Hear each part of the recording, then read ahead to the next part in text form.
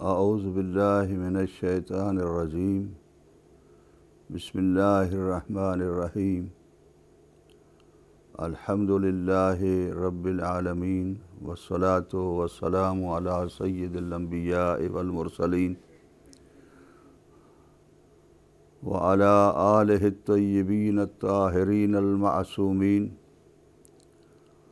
الذین اذھب اللہ عنہم الرجس وطہرہم تطہیرا اللہم صلی علی محمد وآل محمد وعجل فرجہم۔ ناظرین اکرام و سامعین محترم، خداوند عالم بحق محمد و آل محمد علیہ الصلاۃ والسلام آپ کی اس زمانے کے اندر جو مشکلات ہیں ان مشکلات کو آسان فرمائے اور حاجات کو پورا فرمائے۔ جیسا کہ آپ جانتے ہیں کہ معرفت مصطفیٰ کے بعد میں معرفت آل مصطفیٰ آپ کی خدمت میں عرض کرنے کی اور پیش کرنے کی سعادت حاصل کر رہا ہوں پروگرام معارف اسلامیہ کے ذریعے سے، ہدایت ٹی وی کے توسط سے۔ بارطور اس میں سب سے پہلے میں آپ کی خدمت میں یہ عرض کر چکا ہوں سورہ مباہلہ کو کہ آل محمد علیہ الصلاۃ والسلام کی پہچان آیت مباہلہ کے ذریعے سے اگر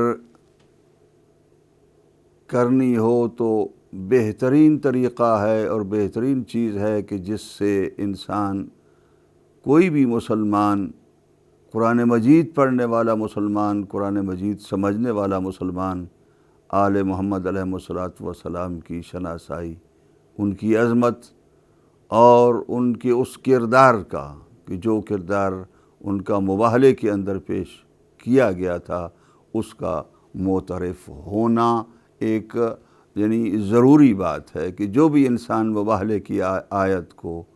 تعصب کی نگاہ کے بغیر، تعصب کی پٹی لگائے بغیر دیکھے۔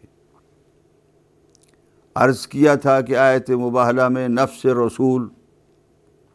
علی ابن ابی طالب علیہ السلام اور پنجتن پاکی تھے جناب سرور کائنات حضرت علی، حضرت فاطمہ اور حسنین علیہ السلام، اور آیت مباہلہ بھی انہی کے گرد گھومتی ہے، چونکہ اسلام بھی انہی کے گرد گھومتا ہے، اور اسلام کے تعارف کے لیے، اسلام کے تحفظ کے لیے، اسلام کے بچانے کے لیے، اسلام کے مقابلے کے لیے، اسلام کی طرف سے جو اللہ سبحانہ وتعالیٰ کے دین کے لیے، اللہ سبحانہ وتعالیٰ کے اس پیغام کے لیے کہ جو یہ لے کر آئے تھے، اس پیغام کو بچانے کے لیے یہی شخصیات گئی تھیں۔ اور اللہ سبحانہ وتعالیٰ نے قرآن مجید کے اندر، میں اس وقت چونکہ قرآن مجید کی آیات آپ کی خدمت میں عرض کر رہا ہوں اور اس کے بعد میں احادیث کی طرف جاؤں گا، آیات کے ذریعے سے آل مصطفیٰ صلی اللہ علیہ وآلہ وسلم کا تعارف آپ کی خدمت میں عرض کر رہا ہوں۔ تو آیت مباہلہ کے اندر اللہ سبحانہ وتعالیٰ نے علی ابن ابی طالب کو نفس رسول فرمایا اور ٹائٹل دیا، جناب سیدہ طاہرہ کو نساء العالمین کا، اور حسنین علیہ السلام کو رسول اکرم کے فرزندان کے طور پر۔ اب یہ جو، بلکہ اسلام کے بیٹوں کے طور پر، یہ جو اس طریقے سے قرآن مجید نے خطاب فرمایا ہے، اس خطاب کے اندر اور اس ایڈریس کے اندر کہ جو اللہ سبحانہ وتعالیٰ کا خطاب جو اس طریقے سے پیش کیا جا رہا ہے، اس کو اگر آپ دیکھیں تو میں نہیں سمجھتا کہ کوئی شخص امیر المومنین علی ابن ابی طالب کی شخصیت کو رسول اکرم کے بعد کسی دوسری شخصیت کو ماننے کے لیے تیار ہو۔ یہ قرآن ہے، قرآن کو سمجھنا ہے، اگر قرآن کے ذریعے سے معرفت حاصل کرنا ہے تو کوئی ہے جو نفس رسول کے طور پر جو ہے وہ آیا ہو قرآن مجید کے اندر،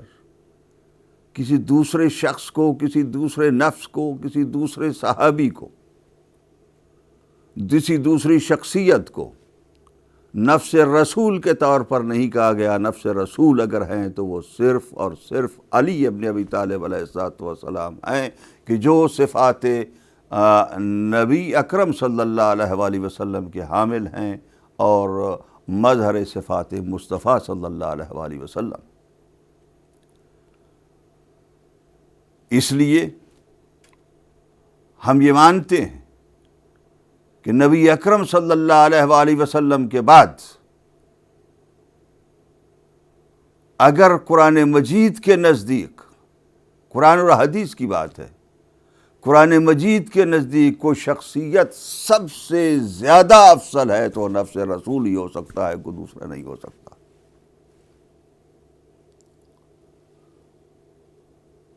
بہرطور وہ تفصیل میں آپ کی خدمت میں عرض کر چکا ہوں کہ تمام راویان نے اور مفسرین نے کیا کیا ارشاد فرمایا ہے. اس کے بعد آل محمد علیہ السلام کے تعارف کے لیے میں نے آپ کی خدمت میں آیت تطہیر کو پیش کیا، اور ظاہر ہے اس میں بھی یہی ثابت ہوا، یہی ثابت کیا، یہی چیز پیش کرنے کی سعادت حاصل کی کہ آیت تطہیر بھی اگر اس کے کوئی مصداق ہیں تو یہی پنجتن پاک ہیں. لوگوں نے بہت سی تعویلیں کی اور تعبیرات کی، یا جس طریقے سے بھی ہو سکتا ہے انہوں نے کوششیں کی، لیکن ان تمام تعبیرات کے اور ان تمام تعویلات کے سامنے جو آپ کی خدمت میں نے مختلف روایات اور خصوصیت کے ساتھ حدیث قصہ کو آپ کی خدمت میں عرض کیا، تو اس میں رسول اکرم صلی اللہ علیہ وآلہ وسلم نے یہی ارشاد فرمایا کہ یہی ہیں، یہی ہیں، یہی ہیں میرے اہل بیت. اور اللہ سبحانہ وتعالیٰ نے بھی یہی اعلان فرمایا کہ انہی اہل بیت کے جو اس چادر تطہیر کے اندر تھے، اور وہ تمام کتب اہل سنہ اور تمام کتب تشیع اور اہل تشیع، یا اکثر کتب اہل سنہ اور تمام کتب اہل تشیع کے نزدیک چادر تطہیر کے اندر سوائے ان 5 تن کے، سوائے ان 5 پاکیزہ نفوس کے اور کوئی نفس نہیں تھا. آیت تطہیر ان کے بارے میں نازل ہوئی. ہے کوئی جس کی پاکیزگی اور جس کی طہارت کا اعلان قرآن کر رہا ہو؟ نبی اکرم کی ازواج کے بارے میں پہلے اور اس کے بعد ان کو حکم بتائے جا رہے ہیں کہ ایسے کیا کرو، ایسے کیا کرو. اگر ان کی طہارت ہوتی، پاکیزگی ہوتی، تو ان کو اسلامی احکام کی شناسائی نہ کرائی جا رہی ہوتی، اور قرآن مجید ان کو خطاب کر کے یہ نہ کہتا کہ اس طریقے سے جو ہے وہ پردے کے اندر نکلا کرو اور اس طریقے سے پردے میں نہ نکلا کرو، اس طریقے سے لوگوں کے ساتھ بات کیا کرو اگر دروازے کے پیچھے کوئی لوگ آئیں. تو وہ احکام پیش کیے جا رہے ہیں ان آیات کے اندر ازواج کے لیے کہ جو ازواج محترمات نبی اکرم صلی اللہ علیہ وآلہ وسلم کے گھر میں داخل ہوئیں کہ اب تمہارا گھر وہ اس جاہلیت کے طور اور انداز کے مطابق گھر نہیں ہے، بلکہ یہ نبی کا گھر ہے. اس طریقے سے زندہ رہنا سیکھو. جن کو زندہ رہنا قرآن سکھا رہا ہو، اور جو لوگ کافی عرصہ شرک میں رہنے کے بعد اسلام کے ساتھ منسلک ہوئے ہوں اور اسلام کے سائے تلے آئے ہوں، ان لوگوں کا مقابلہ اس آیت تطہیر کے مصادیق اور مصداق آل محمد علیہ السلام کے ساتھ یہ سراسر ناانصافی ہے. اس سے بڑھ کر کوئی ناانصافی نہیں ہو سکتی. آیہ مباہلہ کے مصادیق کے مقابلے میں، آیہ تطہیر کے مصداق کے مقابلے میں کسی دوسرے شخص کو لے آنا یا نبی اکرم کے بعد کسی دوسرے شخص کو افضل ماننا، فضیلتیں ہوگی، لیکن وہ لوگ کہ جو طہارت کے سائے تلے پیدا ہوئے اور طہارت کے سائے کے اندر رہے اور طہارت کے اندر رہ کر اس زندگی، پاکیزہ زندگی گزار کر گئے اور کامیاب ترین زندگی گزار کر گئے دین اسلام کے مطابق، ان لوگوں کے مقابلے میں ان لوگوں کو کھڑا کرنا کہ جو آدھی زندگیاں اپنی شرک کے اندر گزار چکے ہوں. اس کے بعد یقیناً مسلمان ہوئے، اسلام کی برکتیں اور فیوز ان کو حاصل ہوئے، صحابیت کی برکتیں اور فیوز ان کو حاصل ہوئے، لیکن اس پاکیزہ اور مطہر نفوس کے مقابلے میں ان کو لے آنا کوئی، یہ میں نہیں سمجھتا کہ اس میں کوئی بھی شخص مسلمان اگر سوچے اور تعصب کی پٹی ہٹائے تو پھر اس کو کچھ صاف ستھری چیزیں نظر آئیں گی. آیتیں صاف کہہ رہی ہیں، آیات کے اندر کوئی کسی قسم کی چھپی ڈھکی بات نہیں ہے. آیات کے اندر بالکل واضح اعلان ہے کہ علی و بطول اور حسنین علیہم السلام کے علاوہ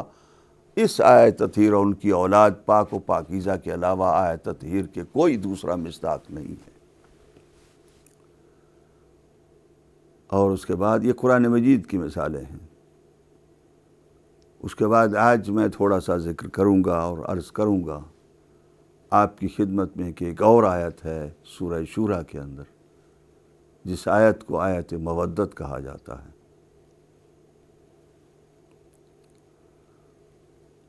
اور جس آیت میں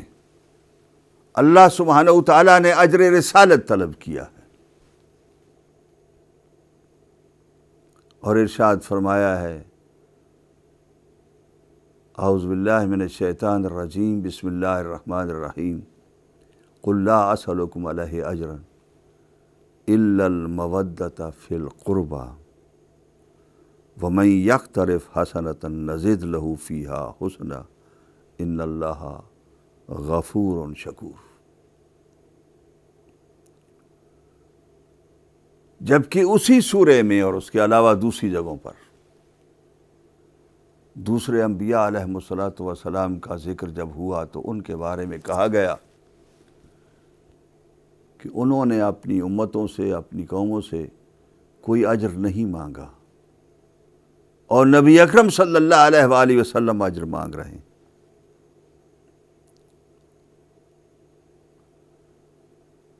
اس آیت کے اندر سب سے پہلی بات تو قربہ ہیں کہ قربہ کون ہیں جن کی محبت جو ہے وہ اللہ سبحانہ وتعالی واجب قرار دے رہے ہیں نبی اکرم کی امت پر. لوگوں نے اس کو بھی پھیرنے کی کوشش کی اور کہا کہ یہ مطلب یہ ہے کہ تم اپنے قریبیوں سے محبت رکھو. بعض مفسرین نے یہ کہا ہے، اللہ سبحانہ وتعالی اس رائے کی ان کو اجر عطا فرمائے. لیکن وہ لوگ کہ جنہوں نے کہا کہ یہ آل محمد یعنی علی و بطول اور ان کی اولاد کے لیے یہ آیت نازل ہوئی ہے کہ ان کے ساتھ محبت رکھنے کا حکم، اور ان کے ساتھ محبت رکھنا اجر رسالت ہے، رسالت کا اجر ہے. ایک لمبی چوڑی لسٹ ہے کہ جو آل محمد کے بعض اوقات جہاں پر روایات کے اندر جنہوں نے نام بھی لیے ہیں اور بعض نے جو ہے وہ آل محمد کا صرف ذکر کیا ہے، تو ان میں ائمہ معصومین علیہم السلام جو ہیں وہ مسلسل ہیں. سب سے پہلے تو امیر المومنین علی ابن ابی طالب علیہ السلام نے آل محمد مراد دیے ہیں اس آیت سے اور بیان فرمایا ہے. دوسرے امام حسن مجتبی علیہ السلام، پھر اس کے بعد امام حسین علیہ السلام نے کہ جنہوں نے قربہ سے مراد لی ہے صرف اور صرف علی و بطول کی اولاد، جو پاک و پاکیزہ اولاد. اس کے بعد امام سجاد علیہ السلام، امام محمد باقر علیہ السلام، امام جعفر صادق علیہ السلام، انہوں نے سب نے یہ کہا ہے. تو کیا مسلمان ان کی روایات سے حضرت ابو ہریرہ کی روایات کو بہتر سمجھیں گے؟ نہیں، قطعاً نہیں. اور یقیناً ان کی جو روایات ہیں وہ روایات صحابی حضرت ابو ہریرہ کی روایات سے افضل و بہتر ہیں، اور یہ کہتے ہیں کہ ہم آئے جو قربا کہ جن کی محبت جو ہے وہ اللہ سبحانہ و تعالیٰ نے رسالت کا اجر قرار دیا ہے اور ہر امتی پر واجب قرار دیا۔ عبداللہ ابن عباس یہی کہتے ہیں، عبداللہ ابن مسعود یہی کہتے ہیں، جابر ابن عبداللہ انصاری یہی کہتے ہیں، ابو امامہ الباہلی یہ کہتے ہیں، ابو الطفیل عامر ابن واہلہ یہی کہتے ہیں۔ اب یہ وہ راوی ہیں کہ جو اہل سنت کے مشہور روات میں شمار ہوتے ہیں۔ سعید ابن جبیر یہ کہتے ہیں، مجاہد ابن جبیر یہ کہتے ہیں، مقسم ابن بجرہ یہ کہتے ہیں، زازان کندی یہی کہتے ہیں، السدا یہ کہتے ہیں، فضال ابن جبیر کہتے ہیں، عمر ابن شعیب کہتے ہیں، ابن مبارک کہتے ہیں۔ اور اسی طریقے سے اس روایت کو اگر آگے رہیں کہ زر ابن جیش کہتے ہیں اور ابو اسحاق سبی کہتے ہیں، زید ابن وہب کہتے ہیں، عبداللہ ابن نجی کہتے ہیں، آس ابن زمرہ کہتے ہیں، یہ وہ روات ہیں کہ جو مختلف کتب کے اندر، مختلف کتابوں کے اندر، کہ جو اہل سنت کی کتابوں کے اندر راویوں کے جو روایتیں کرتے ہیں وہ اس روایت کو کرتے ہیں اور بتاتے ہیں کہ قربہ سے مراد علی و بطول اور اولاد بطول علیہم الصلاۃ والسلام۔ اسی طریقے سے وہ ائمہ روات کہ جو مختلف دوسرے کتب کے اندر ائمہ روات سمجھے جاتے ہیں، یہ صحابہ اور تابعین میں سے جن لوگوں نے قربہ سے مراد علی و بطول کی اولاد دیا ہے ان کے ناموں کا ذکر ہوا ہے۔ اور اس کے بعد روات ائمہ حدیث اور تفسیر جو ہے وہ آپ کی خدمت میں جو ہے وہ عرض کروں کہ کم از کم 45 لوگوں کے نام ہیں کہ جنہوں نے قربہ سے مراد علی و بطول اور ان کی اولاد لیا ہے۔ یقیناً اگر ان سارے راویوں کو دیکھا جائے، ان ساری شخصیات کو جو صحابہ اکرام اور اہل بیت اعظام میں سے ہیں، ان کو دیکھنے کے بعد کیا کوئی شخص یہ کہے گا کہ قربہ سے مراد جو ہے وہ اس کے اپنے رشتہ دار ہیں کہ اپنے رشتہ داروں کے ساتھ محبت کرو؟ کہ اللہ سبحانہ و تعالیٰ یہ کہتے ہیں کہ جی اب اس یعنی اپنے قربہ سے محبت کرو، اس لیے کہ بہت ہی سخت اللہ سبحانہ و تعالیٰ نے حکم دیا ہے قرابت داروں کے ساتھ جو ہے وہ رشتہ مت توڑو اور صلہ رحمی کرو، قطع رحمی نہ کرو، اس لیے جو ہے یہ کہا ہے قربہ کا کہ قربہ کے ساتھ محبت کرو، اور یہی اجر رسالت ہے، استغفر اللہ ربی و اتوب الیہ۔ کہ اس طریقے سے اس کی تعویل کرنا یہ ناانصافی کے علاوہ کچھ نہیں ہے، کہ جو ناانصافیاں آل محمد کے ساتھ ہوئیں تاریخ کے اندر، لیکن آج اگر مسلمان کے سامنے ان ناانصافیوں کا ذکر کیا جائے تو اس پر مسلمان کو سوچنا چاہیے کہ وہ ناانصافیاں ہوئی ہیں تو میری آخرت کب ہے؟ میں قیامت کے دن اپنا جواب دہ ہوں گا، میرے لیے کون سا جو ہے وہ یعنی راستہ ہوگا کہ جس راستے پر میں کامیاب ہوں گا؟ یقیناً آج نہیں تو کل اگر ہم زندہ رہے تو قائم آل محمد علیہ السلام کے آنے کے بعد آپ کو اس بات کو تسلیم کرنا پڑے گا کہ مباہلے کے اندر بھی نفس رسول علی ابن ابی طالب افضل البشر بن کر جو ہے وہ قرآن مجید نے پیش کیے، افضل البشر بنا کر پیش کیے کہ اگر نبی اکرم کے بعد افضل البشر کوئی ہے، انبیاء علیہم السلام سے بھی بہتر اور فضیلت رکھنے والا ہے تو وہ علی ابن ابی طالب ہیں۔ اسی طریقے سے آیہ تطہیر کے اندر پاکیزگی اور طہارت کا جو آل محمد کا اعلان کیا گیا ہے وہ کسی دوسرے نبی کی طہارت کا اور پاکیزگی کا اعلان نہیں کیا گیا، اس لیے انبیاء علیہم السلام سے زیادہ پاکیزگی اور طہارت رکھنے والے آل محمد علیہم السلام انبیاء کے ساتھ تو موازنہ کیا جا سکتا ہے، لیکن غیر نبی کے ساتھ ان کا موازنہ سراسر قرآن کی تبلیغ، قرآن کی ہدایت، قرآن کے رہنمود اور رہنمائی سے ہٹ کر بات ہے اور ناانصافی ہے۔ اگر یہ انصافی کل کو ہوئی، تو آج کو مسلمان اپنے آپ کو سنبھالے اور اپنی آخرت کو بہتر کرے۔ اپنی آخرت کو بہتر کرنے کے لیے اس سے بہتر کوئی چیز نہیں ہو سکتی کہ قرآن کو دیکھے، قرآن کو سمجھے، قرآن کا صحیح مطالعہ کرے اور صرف وہ باتیں نہ لے۔ میں آج آپ کے خدمت میں آخر میں